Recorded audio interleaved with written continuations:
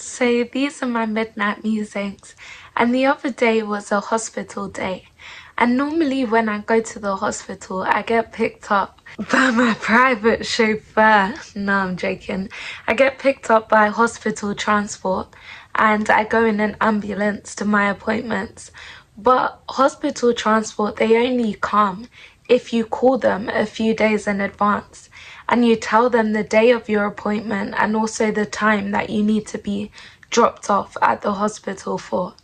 But this time round, when I was going to the hospital, it dawned on me that, Karis, you didn't call anyone. You didn't call anyone, and so no one is coming for you. And so I thought, oh man, I have to make my own way to the hospital. I thought, oh, this is such a drag. And I was so frustrated and I was so annoyed. But then I thought, Karis, it's your fault because you didn't call upon anyone to come and get you. And I started to think sometimes that's how it can be with our relationship with God. That God, he won't overstep the mark and he won't impose himself on you where you haven't called on to him. But sometimes out of frustration, we can think, oh God, why aren't you moving? Like, why aren't you doing anything in my life? But God's response is, you never called upon me. And in Revelations chapter 3 verse 20, it says, behold, I stand at the door and knock.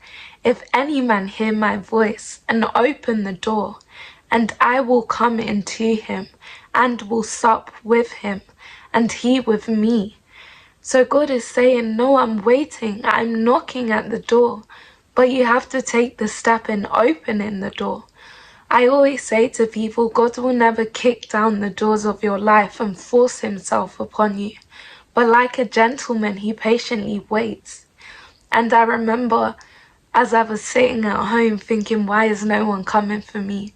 And then when I came to the realization that I hadn't called, I started to think, yeah, but they have my address on record.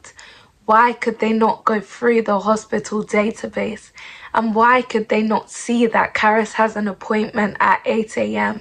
And so maybe she would need the ambulance service to pick her up. So maybe we should go to her house and maybe we should track her down and maybe we should just go and pick her up.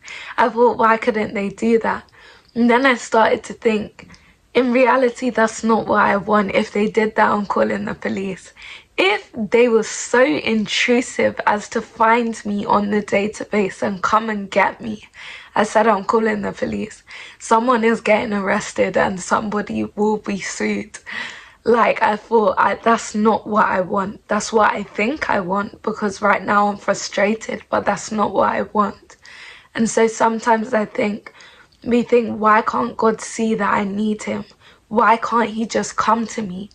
But God thinks, he must be thinking that, no, I'd be going against my word if I did that. I gave them free will, and so I can't force myself upon them.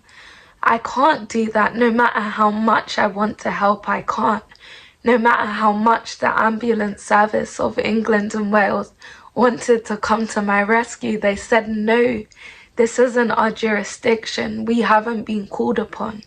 And so sometimes we fetter the hands of God in our lives and we bind him up to the extent that he can't move in our lives in the way that we want him to, simply because we failed to call upon him. And so I just thought, so sorry, I just had to come back to say, can you see my eyebrows? Yeah, because it's 2 a.m. But can you, I just thought, wow. You are my fortress, you're my friend, you are faithful to the end.